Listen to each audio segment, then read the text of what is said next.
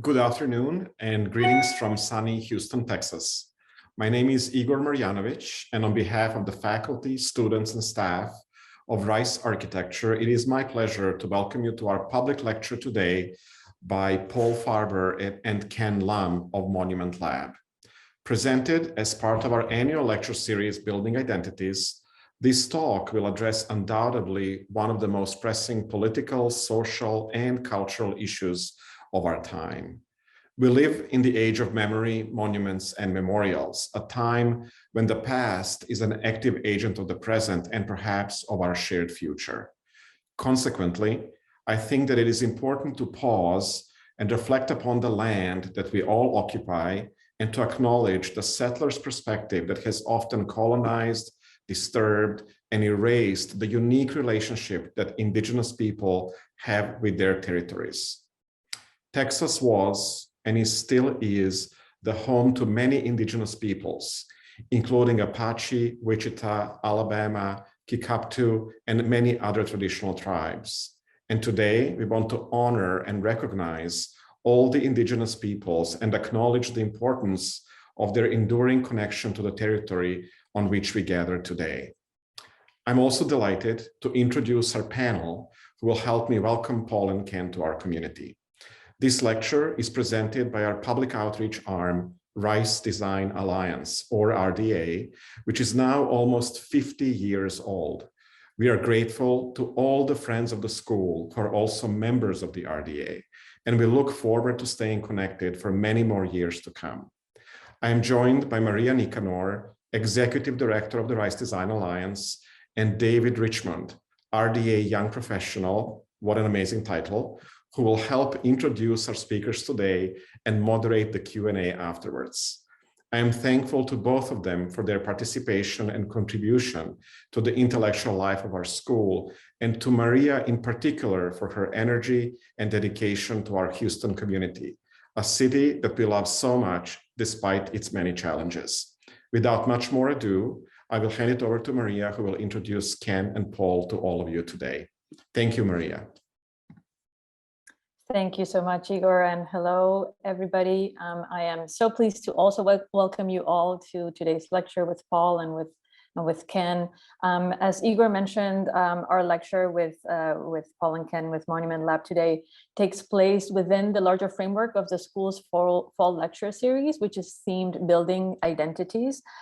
This is a theme that intends to highlight the idea that the construction of physical structures is inseparable from the construction of human identities. So with today's lecture by Monument Lab, we hope to tackle a crucial element in the creation of our identity, which is the design and the creation of commemorative urban spaces and the connection between public spaces and memory and historical remembrance. So I want to frame our conversation a little bit in light of our topic today, because it's particularly timely here in Houston, as Igor said, but also here in the Rice University campus. One would say that despite a bit of a renaissance in interest to create open spaces and parks and open green areas, and an increased awareness of the need for public spaces that can appropriately commemorate historical and current narratives, Houston has traditionally lacked public spaces in general, and even so, public spaces for the gathering and remembrance of the charged histories that the city has witnessed over the years.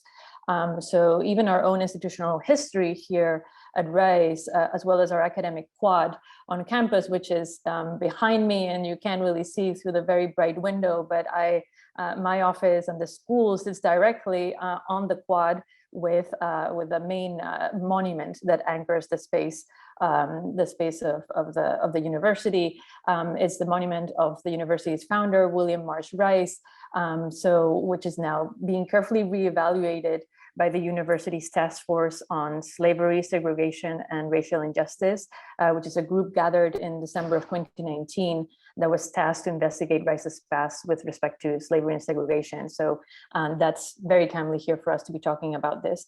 Another group of on campus that I'd like to acknowledge is also carrying out significant work and research on this area. It's the Racial Geography Project, led by art history graduate student Adrienne Rooney, who was introduced to me yesterday by Professor Reto Geiser, so thank you for that, Reto, and art history associate Professor Fabiola Lopez Duran. So both of these initiatives here on campus have unveiled significant connections between slavery in Texas and Rice University's earliest founding figures. And they're intending to encourage a frank and an honest discussion about the past. They're trying to identify suggestions for the future for these shared spaces that are used by so many from within, but also from outside the Rice University community. So with today's lecture, we hope to add our own little grain of sand to that conversation. And we thank Ken and Paul for what I know they will add to that already. So with that, let me briefly introduce our speakers today. Paul Farber and Ken Lum founded Monument Lab in 2012 as a public art and history studio that is based in Philadelphia. And Monument Lab works with artists, with students, with educators, activists, and municipal agencies and cultural institutions on participatory approaches to public engagement and collective memory. And they also facilitate critical investigations and conversations around the past, about the present, and about the future of monuments. Paul Farber is the director of Monument Lab and a senior research scholar at the Center for Public Art and Space at the University of Pennsylvania Stuart Weitzman School of Design. He's also the author of several publications that generate new critical ways of thinking about monuments. And his work on culture has also been previously shared in publications like The Guardian, The Brooklyn Rail, in Al Jazeera, and NPR. He was just yesterday on a show on NPR talking about spaces in Dallas. Ken is the Chief Curatorial Advisor at Monument Lab and the Marilyn Jordan Taylor Presidential Professor and Chair of the Department of Fine Arts at the University of Pennsylvania Stuart Weitzman School of Design as well. Ken was head of the graduate program in studio art at the University of British Columbia in Vancouver. He's also taught at Bard College, was an invited professor at the École Nationale Supérieure des Beaux-Arts in Paris, at the Akademie Bildende Kunst in Munich, and the California College of the Arts in San Francisco, as well as the China Art Academy in Hangzhou. He's also been a co-curator of the 7th Sharjah Biennial in 2005, to name just a few of the projects that he's been involved with over the years. And before I pass it on to Ken and to Paul, I thought it was interesting that most recently Monument Lab has been named the inaugural grantee of the Andrew Mellon Foundation's Monuments Project. This is a $250 million initiative that I hope we will hear more today from them, that has analyzed a set of nearly 50,000 monuments to gain insights into their role in shaping American identity. So I'll be very curious to hear about that project as well in your presentation. So with that, Paul and Ken, thank you again so much for being here. And the Zoom is all yours. All right. Thank you. Thank you. Yeah, thank you so much. And just want to give much appreciation to you, Maria, to Igor, to David, to all of you for joining us. Today we have, we wish we could be there in person with you, but instead we'll be in presence from Philadelphia, and just give much respect and appreciation for all of you here with us. I'm gonna share screen. Can you say any opening words before we begin? No, I'm delighted to be here. I know Houston and Philadelphia in many ways shares many overlapping traumatic histories, particularly with regard to not just Native Americans, but Mexican Americans and things like that. Philadelphia is a huge migration point for a lot of Mexicans at the moment. So I'm very happy to be speaking to Rice. Yeah, so we'll get started in a moment. And again, just appreciating, while we're reaching you from here from Philadelphia, which of course is as Ken alluded to, is a place where freedom and enslavement and land dispossession are all braided together in our story. And I think that what I believe Ken and I and our colleagues at Monument Lab have found is that when we are able to account for a fuller history, when we not just account for what has been raised on a pedestal, but the stories that have been suppressed, we're actually able to understand not just the past better, but where we are going. And really to have a different take on monuments that recognizes the role that they've played. And that's a big part of our talk today, is not just monuments isolated to what they may play a role as on a pedestal, or to think of monuments as somehow like facts that just simply accrue and rise above us, but instead products of a time, of a group of people, and how to understand them while at the same time giving appreciation to all of the work that's been happening around the country for at least the last generation, especially the last few years. And it sounds like from the introduction that a lot of work, of course, done by students, by staff, by faculty, by community members and around your campus is really important to the story. And I think that as we talk, any things that we're not referencing, we hope that you make some of those connections. So just to begin, Monument Lab, we are a nonprofit public art and history studio. In addition to Ken and I, we're a kind of small but mighty team. We'll be showing you some images and representing our team in a bit during this talk. And during this talk, we're going to be talking about origins and next steps and where we've been. But of course, where we've been has a lot to do with our National Monument Audit. This was produced in partnership with the Andrew W. Mellon Foundation, the first big public project of the Monuments Project. And I want to just hold this up because you can access this on our website, monumentlab.com, or through our social media. If you don't follow us already, this is a good time to turn attention and pick up your phones and follow us at monument_lab. You can download a free copy, you can purchase one through our store, or you can search our data online. And of course, the Monument Audit was also co-directed by Sue Mobley and Lori Allen from our team and produced with a team of researchers, including Texas-based professor Dr. Andrea Roberts. So just appreciating a big group of people who are part of this. This is the biggest project that we ever have done, and I'm going to be spending time toward the end of our talk focusing on it. But I want to kind of pull up, like for the last few weeks, a lot of the work that we and our team have been doing is messaging.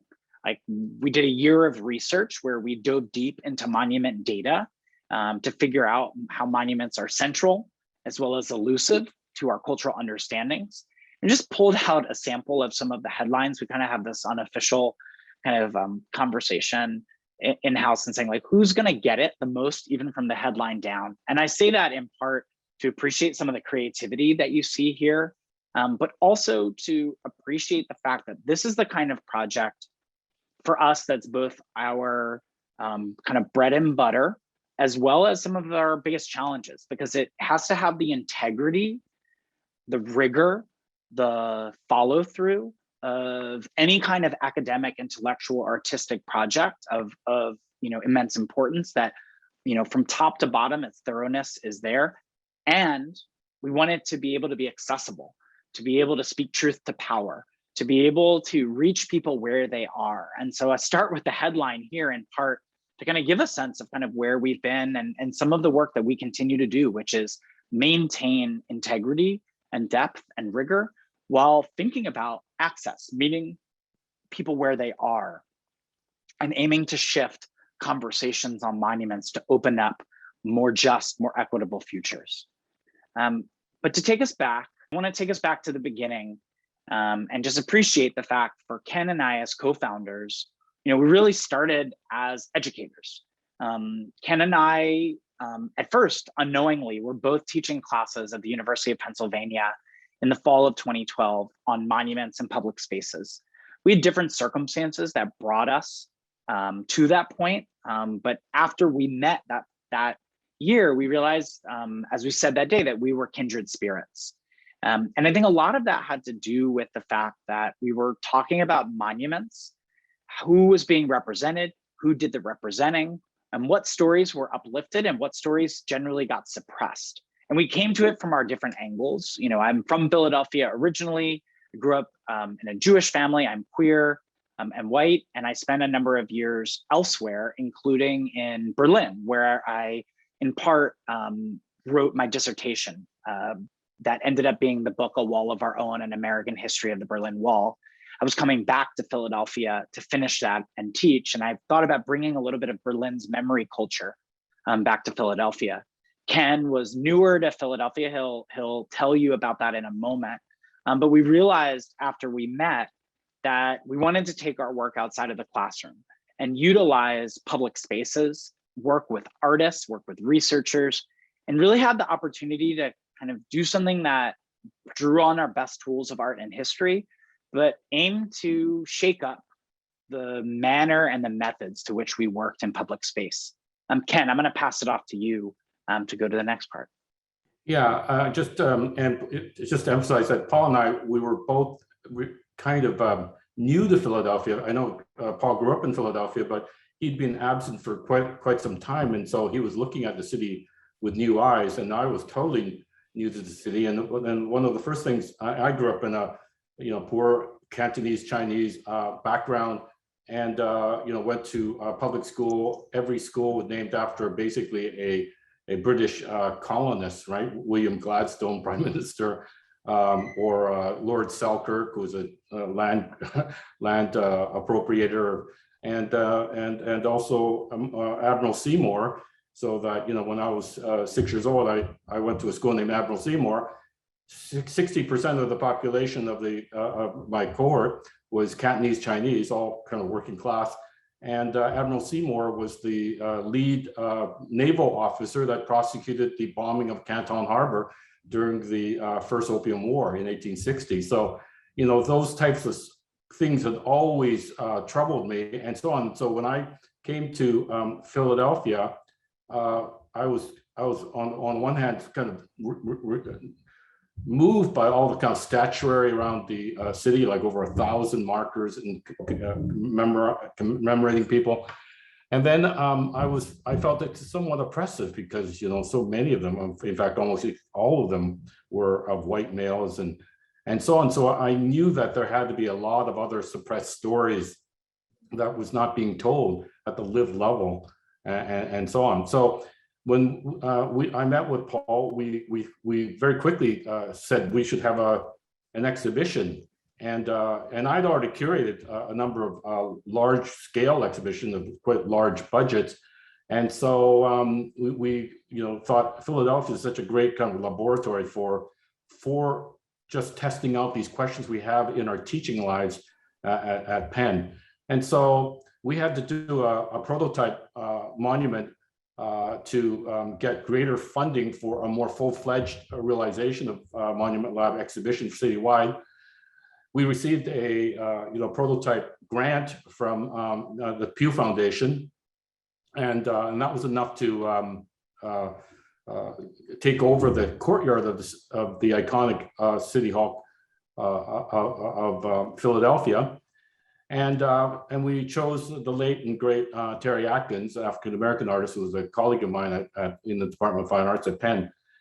And what was interesting was two things, was that the courtyard of City Hall was always gated off in the evenings and highly policed, you might say, and not open to the public, despite the fact that it's the most public geographical intersection in the entire city. And when we approached City Hall about using this space and having it open to the public later in the evening, and so on, the city's response was, basically, you don't understand, there's a lot of animals out there, and they were referring to Philadelphians. There was an unbelievable kind of dismissiveness and contempt and fatigue in terms of this kind of idea that the public should be someone you should be a group you should be wary of, not someone you should actually try to promote interaction dialogue with, and so on. So one of the great things about the success of the prototype was that it altered the courtyard of City Hall. So now it's open almost every evening, and it's open to all kinds of public programming. So we actually, in the course of producing the first prototype one, we produced space in Philadelphia. we invited Terry Atkins, and what he did was he wanted to make a sculpture in a sculptural form, something that was based on the late 18th century British educator, Joseph Lancaster. His theories, who's a Quaker, but his theories in terms of what would be an ideal configuration for public education, for a schoolroom. And very sadly, he died only a week after we invited him. And we had this simple sketch and this reference by Terry, and so we had to kind of interpret it. But what was kind of fantastic about Terry's piece was, or ironic, I should say, is that the Philadelphia's public school system is a big mess. There's a lot of territorialization by private schools. There's a lot of people that wealthy people don't believe in public education, right? And poor people should be left to themselves or at the mercy of a private school system. And the public school system is severely underfunded. And so the irony is, of course, that with this work by Terry, he's actually saying that the ideas of public education was much more advanced 2 centuries earlier than it is today. And this is 2 years later in 2017. These are just some examples. Karen Olivier, who actually covers the Germantown Battle of Germantown monument with this acrylic mirror surface. There's actually a monument in stone under this. And what happened is that the monument actually almost disappears, and the foliage and the kind of the verdant environment of the park takes over in a highly reflective way. And people took ownership for this piece. They would be cleaning it and polishing it if there was any staining and so on. It was much loved piece. Maybe the next one as well, with Sharon Hayes.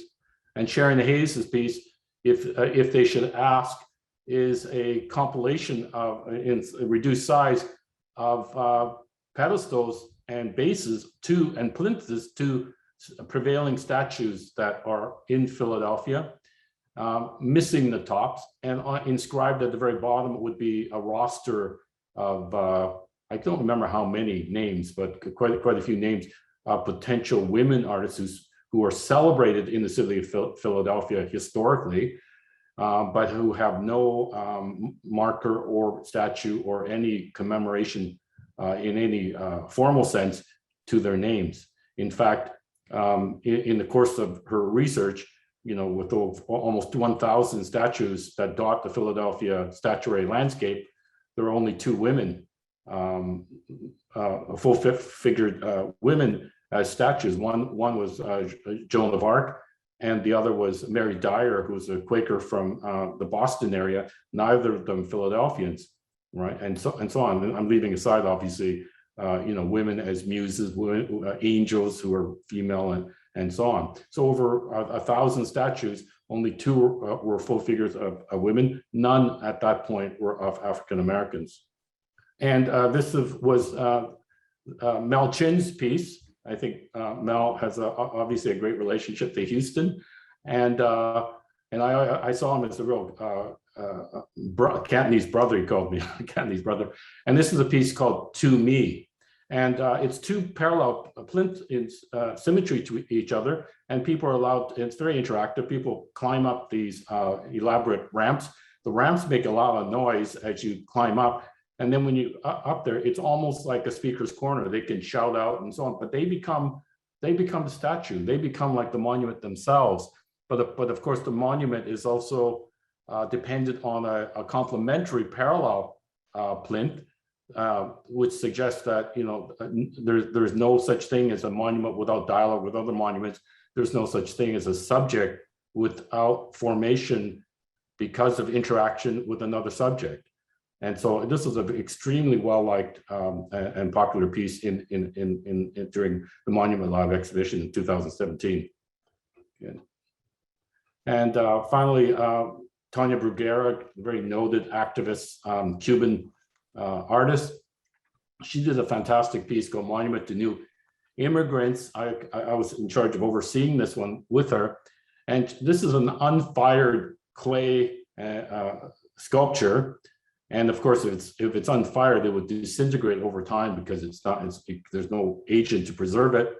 And so it's on a plinth, and it's of a youth, and the entire front of the body is shaved, so you can't tell whether it's a boy or a girl. The child is holding onto a teddy bear, and it's actually very, very, very poignant.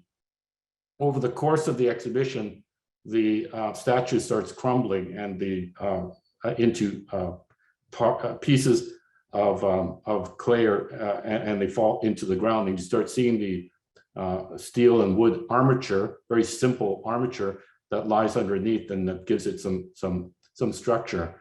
And the idea was that as soon as the statue totally disintegrated or disintegrated to such a degree that you couldn't make out the figure, then there would be a replacement exactly the same, mounted at the same spot. And so I think her point was that, immigration or migration is not some static thing, but a recurring one, an ongoing one. It's a struggle of reinvention every day. And also from the other perspective, there's violence being visited and revisited on monuments, on migrants on a daily basis. Yeah, and just to add to that, I think Ken knows this. I mean, this was really this project, this prototype monument, as we called this suite of them, but also this work in particular is about presence and absence.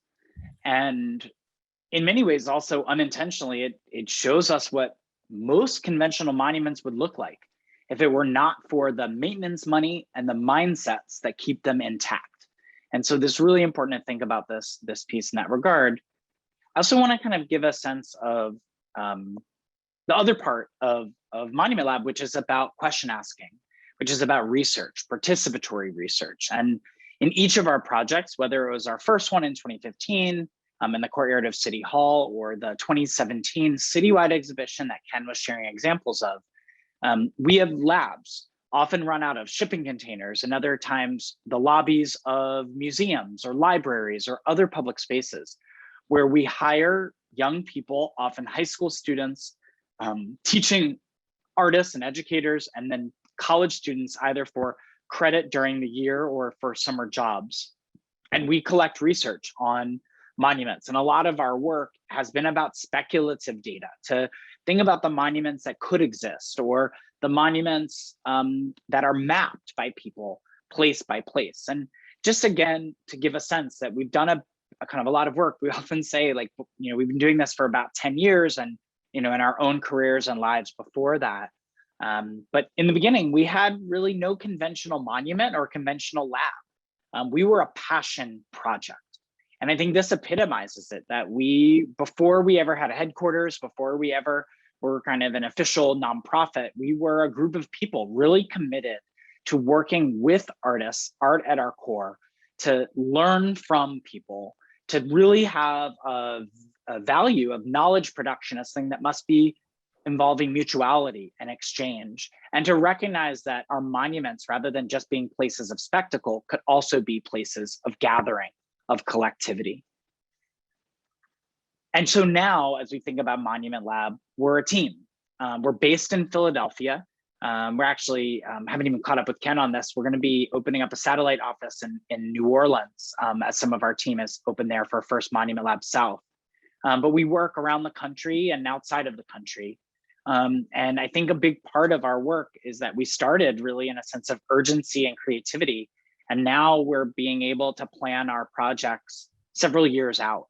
And that's been great, and to build a bench of important thinkers and teammates, and it's kind of a big family. And so there's a lot of folks who also work with us. This is our core team in front of our new headquarters in Philadelphia, which is an old firehouse that has also been turned into a monument conservation place for many years. We just put up our first mural with our new vision statement, Monuments Must Change, with a mural by the artist Simone Salib, of kind of highlights of projects that we've worked on, some of which you might recall here. And at some point, we'll have to invite all of you over to exchange with us in our space right at the corner of Cecil B. Moore and North Howard Street in Philadelphia. But I also want to talk about, since 2017, different ways we've experimented with monuments, and this is going to get us back to the audit. So one of the projects that we worked on was with Philadelphia's beloved poet, Ursula Rucker. And with our colleagues at Penn and at Dream Syndicate, we built an augmented reality app called Overtime that allowed you to see a place over time.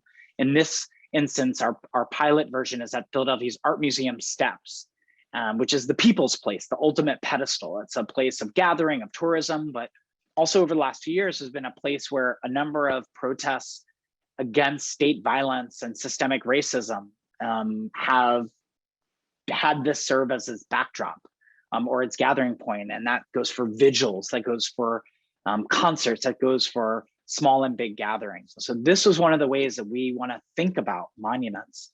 And likewise, a project from last spring with the Village of Arts and Humanities based in the Fairhill Hartramp neighborhood of North Philadelphia, here with a project by the artist Ebony G. Patterson, building with a 30-plus-year-old community-based organization, almost like Philadelphia's maybe cousin of Project Row Houses, bringing in artists both from outside of Philadelphia and many from North Philly, like Black Quantum Futurism, who are based there, Deborah Willis, the acclaimed photographer who was born several dozen blocks away and came back to Philly for this project. And when I kind of all the time in our broader work push the idea of what a monument is and what a monument can be.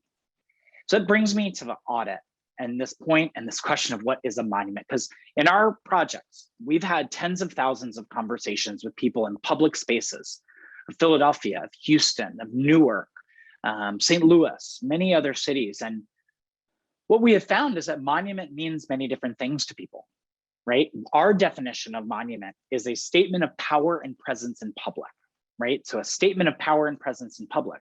We came up with that in part because we found that there is no single definition of a monument. Of course, when you talk about monuments, you're talking about something that, again, is central to our cities and towns, is central to our cultural consciousness, but it's elusive to really understand. And I think, to be clear, when we're thinking about monument data, which is something that the Mellon Foundation and our team really wanted us to understand, kind of have to take a step back and note there's a common misconception that there's some central government agency out there that tracks all of our monuments. And they would have a list, like if you ever needed it, of all the monuments when they were built and all the monuments when they were dedicated and who paid for them and who they honor. The truth is the opposite of that we have inherited collections of things that we commonly call monuments across generations. Those have often been paid for by those who have the time, the money, and the official power to build them or track them or maintain them. And they have not been put out by one source. There are monuments that are tracked by the federal government, by state governments, by municipalities, by institutions, by tribal communities. Monuments often come and go, despite the story and the perception that they're there in perpetuity. And so for our project to be able to give a sense for this iteration of, well, what is the overarching themes and patterns of the monuments we inherited? I think in large part, a lot of us felt like we knew some of those answers, and I'll talk to you about those. But we wanted to nonetheless do that work. We've been spending, as Ken and I have been noting, years pushing the boundary of monument. But to be able to tell a story with an audit, we had to figure out a way to really kind of go deep down and understand what the themes and patterns were. So for the rest of the presentation, I'm really going to take us through the audit and we'll come back for Q&A. So just to give a sense, our team scoured over 500,000 records of things that included conventional monuments, but because there was no central place for just grabbing a list of monuments, we had to hew this out of data that was gathered for other reasons, for historic properties, for state real estate, for sometimes outdoor sculpture, but cemeteries as well. Our team worked focusedly on this for a year. We engaged Harvard Cyber Law Clinic to help us with terms of use for data we were allowed to use. We built multiple algorithms and hand tested the data. And I'm condensing a lot of our process. If anyone is interested, you can go on our website or on our GitHub and look at our technical documentation guide for anything about methods. And I'm happy to answer more. But here was our composite sketch of 48,178 conventional monuments across the country, inclusive of every US state and territory. This is not a tally of everything that is a monument. It's instead a cross section to give us a sense of those overarching patterns and themes. So our key findings from this audit were that monuments have always changed. The monument landscape is overwhelmingly white and male. The most common features of American monuments reflect war and conquest, and that the story of the United States as told by our current monuments misrepresents our history. I'm going to go through each of these findings for a bit, but as I do that, I want you to take a pause in a moment, and I'll go back on this. Just compare these findings to what your own experiences are in your own cities and towns. Does this match what you've experienced? And I'm not talking about one-offs here or there. I'm talking about the experience as a whole. And that's, for us, interesting to know and find out and engage with. So one, monuments have always changed. So we tracked, for example, the idea in data of all the categories that are utilized to track the change in monuments. Dates they're dedicated, dates they're altered, the kind of maintenance that's needed due to routine wear and tear. There's all kinds of ways that monument data tracks this, and yet I have a hard time kind of getting past this idea that monuments are there in perpetuity. Nothing is put out in perpetuity without the necessity for people later on to offer money and attention and value, right? And we track this struggle around monuments as old as the country itself. The first recorded US monument removal was July 9th, 1776. A statue of King George III in Lower Manhattan was toppled and turned in part into bullets for the Revolutionary War. The most recent one that we tracked, and already this is out of date, the one right before publication was the removal of Robert E. Lee's statue on Monument Avenue, which I got to see in person and brought actually a printout of our page proofs there just to make it feel real. So we, for our audit, put forward this idea the monument landscape is overwhelmingly white and male. You probably already knew that. But in order to understand this, we track the top 50 figures who are recorded in US monuments. And if you want a full list, you can go to our website. I won't read it all out. Some of these faces may be very familiar, some may not be at all. But I want to, for the purposes of this discussion, just point out some of the overall findings that there are 11 US presidents, there are 12 US generals. Note we did not include Confederate generals in that count. They were not US generals. About 76% were landowners, about 40% born into wealth. 50% of the top 50 of US recorded monuments are dedicated to people who were enslavers. And 44 out of the 50, that's 86% were white men. So just to give a sense, there were more Confederates in the top 50 than Black Americans. Those spots that are not two white men include Dr. Martin Luther King, Harriet Tubman, Sacagawea, Tecumseh, Frederick Douglass, and Joan of Arc. Otherwise, this is the composites. And again, I highlight this as something that we're not talking about one-offs here or there. We're talking about who has been lifted up time and time again. And you can see in part why in some of our other work, we've tried to challenge representation, both in form and function. So 3, the most common features found in American monuments reflect war and conquest. This of course is reflected in generals on horseback, but of course also the long honor roll calls of local fallen soldiers. And we have a crisis in this country of grief, of harm, of loss. And in large part, despite the preponderance of monuments that reflect war and conquest, those monuments often obscure the fuller social costs. It is far more likely you'd encounter a monument to war than you would to public education, to public health, to love, to communities, right? We found that for every one monument that even mentions the word peace, that you'll find 13 that mention war. For every one to love, 17 to war, and every time you see the word care included on a record, on a plaque, or even in the metadata, 59 to war. So part of our audit is also putting forward the call to foster a new understanding of commemoration around healing and repair. And then finally, the story of the United States as told by a current monument landscape misrepresents our history. Again, while it can be catalytic when a monument is added or a monument taken down, we have to deal with the distortions that wherever there are inequalities and injustices, monuments have perpetuated them. We found, for example, almost 6,000 mentions of the Civil War in our study set. 1% of them even mention slavery. Civil War was fought undeniably over slavery, 1%. We found nearly 1,000 pioneer monuments and only 15% even mention Native American, Indian, or Indigenous in their records. That's not including pejorative terms. That's not even telling us the full accounting, because we know that more than half of these monuments were built after 1930, which is as a part of a larger pop cultural kind of casting of the frontier and the Wild West, so to speak, but are happening after or in concert with armed conflict and land dispossession of tribal communities.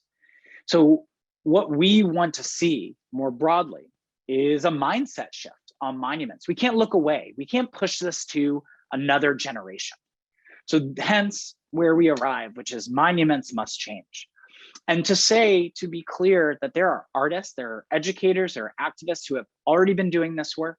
They're going to continue to do this work. And a lot of our efforts at Monument Lab are about reaching them. And in fact, our next project, which we'll be announcing just in a few weeks, is utilizing Mellon's funds to grant $1 million across 10 teams, $100,000 each, to have a nationwide exhibition next summer and called Regeneration, all around this idea that there is local knowledge and grassroots teams out there doing this work.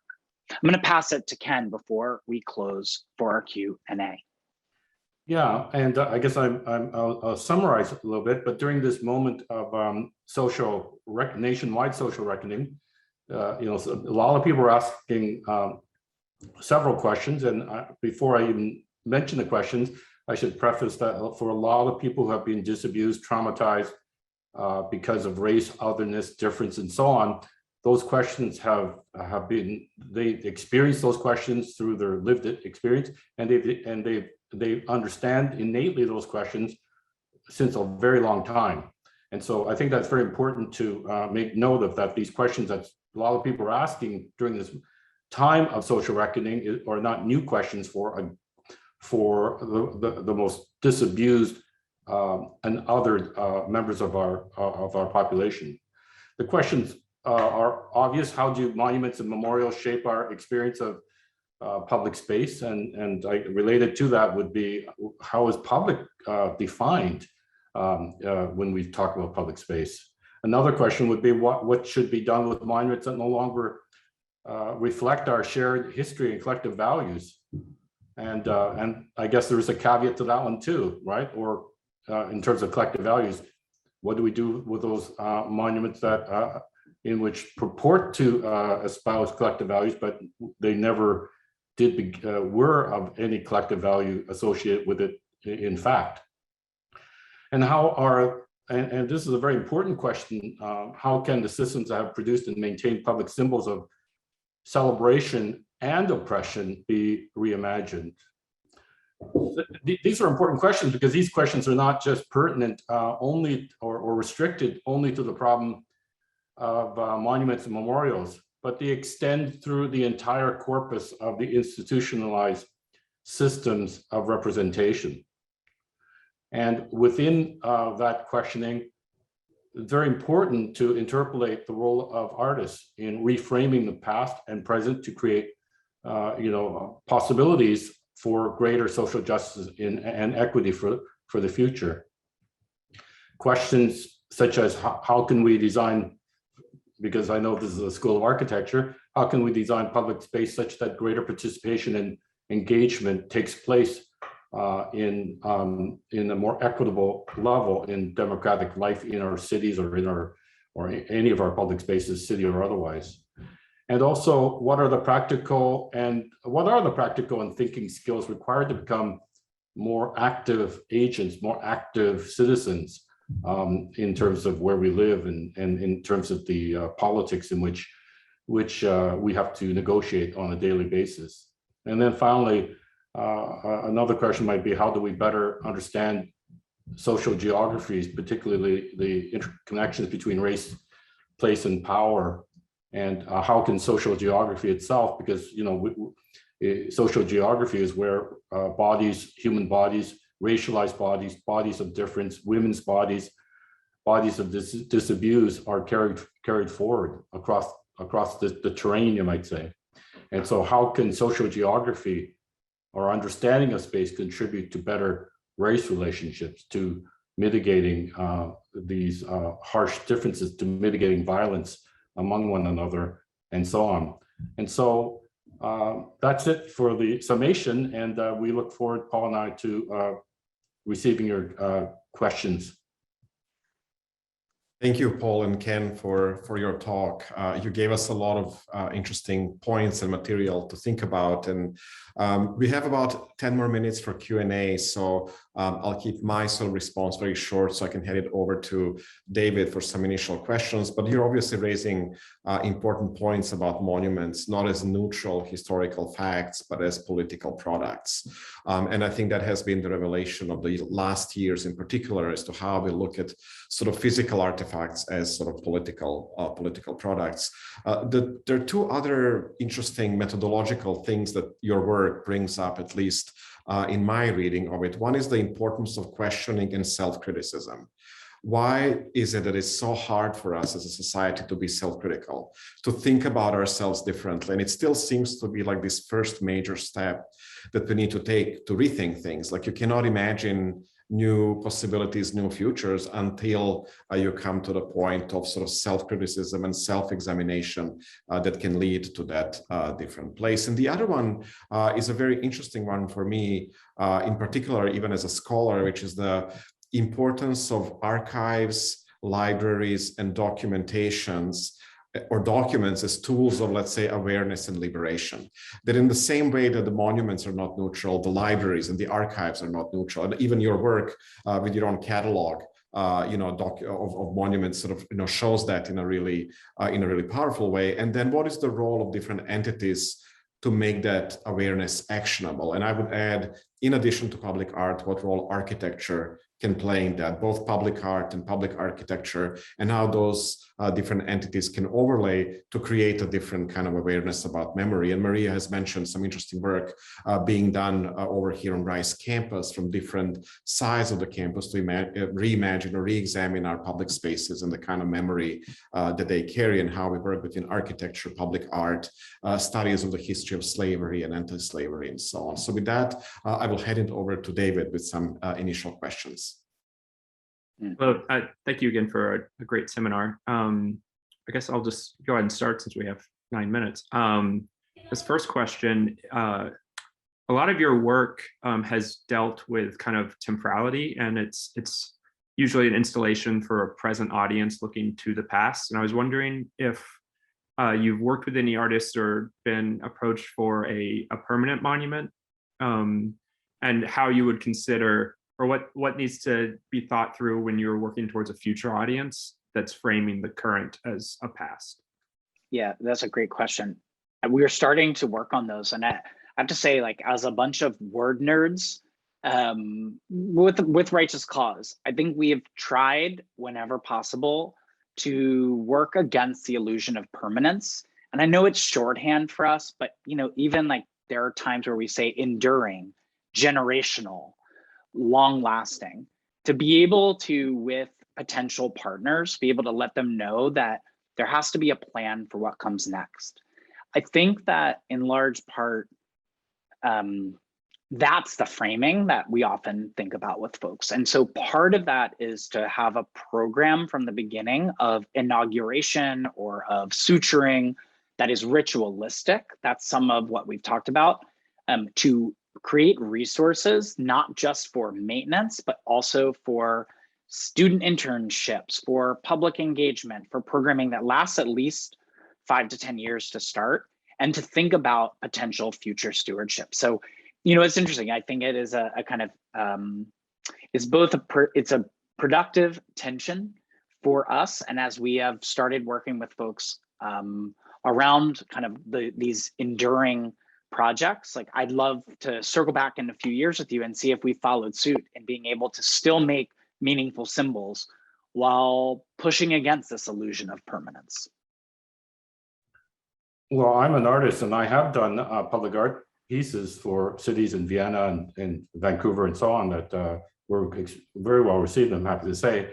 But I also did one recently, or over a decade ago in Utrecht, and I just got a message from a few days ago from Utrecht saying, oh, we need to move your monument because we're building a new building there, and so on. I said, fine, it's up to you, it's up to you, and so on. So I think you know, temporality is part and parcel of monuments, but the problem is that monuments have always projected the idea of eternality. That projects a whole font of universal, so-called universal truth, and that cannot be violated or challenged. And one of them being that, you know, one of the laws that's being broken, I guess, and a lot of people have a hard time wrestling with, is that the idea of temporality for monuments.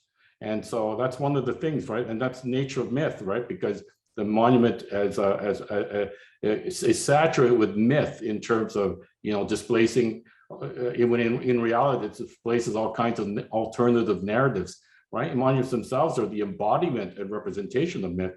And myth is something, just going back to what Igor mentioned about why is it that self-criticality is very hard, because it's hard, but I would say it's, as a non-American, it's especially hard in America compared to many other countries, I would say, you know, and it's because the myth of doubt, the self-criticality always inspires doubt, always inspires the question of, well, maybe I wasn't right, maybe I need to revise. And that's somehow seen as less macho, somehow that's seen as weakness and vulnerability. And America still has a hard time reconciling that with its founding myths. Thank you. Okay, next question we have. You've done some work in New Orleans, especially with paper monuments. And this questionnaire asks, can you talk about your new office in the city and your aims for the work going forward? And in particular, how you think of monuments throughout the US and in a national context, partnering with new cities with these issues. Yeah. So just a big shout out to our friends from Paper Monuments, and that included co-founders Brian Lee and Sue Mobley. Brian Lee is still an amazing voice in the design protest movement and with co-locate design. Sue Mobley, who previously was there, is now our director of research. So she's based in New Orleans. Another teammate of ours, Naima Murphy-Salcido, is moving there, and we're working on a project called Plot of Land with a few collaborators that are based there. So we actually came to kind of terms with the idea of that group when they announced themselves in our Slack, saying that they were evacuating during Hurricane Ida, and they said Monument Lab South is out and safe. And we were like, wait a second. So it was a reminder of both like the possibility and the precarity in that particular setting. So I think just to say, it's very starting off, but it's all people powered. It's all collective powered. We're also doing this project Regeneration, where there will be field offices in 10 cities and regions around the country. And that was done through an open call. There are phenomenal projects already in the works, some of which, unfortunately, we won't be able to support this time. We're in a position where, when we first were able to scale up, we're able to have this transformative grant from Mellon to have our first ever full-time employees. And as a part of it, $1 out of $4 went out the door for projects going on. So I think there has to be the value of building that in, not just to your intentions, but your budget. And then also the value of learning. Like, we are actively wanting to know what is the way to respect local knowledge and expertise and balance that with coalition building and strategy and tactic across locations. I was going to add, maybe David, if you don't mind my jumping, I think we have time for one more question. And I think the perfect one maybe to finish and to slightly poke at the two of you is there's a question from Haiming Wang about the agency of who has the agency to erect the next monument. I know that you advise city governments, you advise organizations. So I'm sure you encounter this question a lot, but like the question specifically says, who should be in charge of building the local identity and represent it in the public space? And as consultants in a way to this question, how do you address that when it comes up? Ken, you want to try first, and I'll close briefly? You go ahead. Okay. Sorry, I was in the midst of answering a question online to one of the people here. Yeah, and I would say too, folks, because there's so many great questions, we'll have to wrap up in a moment, but hopefully we'll continue the conversation on our @monument_lab or other ways. So I think that this is a great question, and I do not believe that there is one answer that fits every place, but I do think there's a few things common. So one is to think about the fact that process matters as much as outcome. For those cities that think they're like, oh, well, we want to have more inclusive or representative monuments, but the same power brokers are going to make those decisions in the same exact way, you're going to have the same results. And so actually, how do you use process to open up more spaces? Even if you only have funding for one built monument, maybe you can fund a scholarship program that happens for a year before it. You know, thinking about the need sometimes to hear many more ideas, you know, and thinking about that as a form of repair, like the equivalent of remediation and environmental practitioners' use, where you think of soil that is toxic, of course, toxic with racism and sexism and colonialism. How do you prepare what comes next? And then finally, I think coalition is a key word here, where there are elected officials who it is their charge to have to figure out public property, public assets.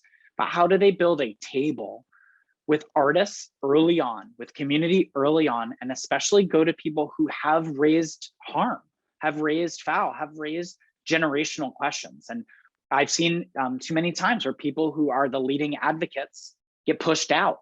And instead, you know, how to think about a process that is not just about creating something on the pedestal, but really cultivating space and relationships and justice on and around our sites of memory. Yeah, it is a very complicated question, because I can think of the example of the Gate Foundation in Amsterdam, and they were doing all kinds of exhibitions with artists from the developing world and so on, well in advance of the present moment.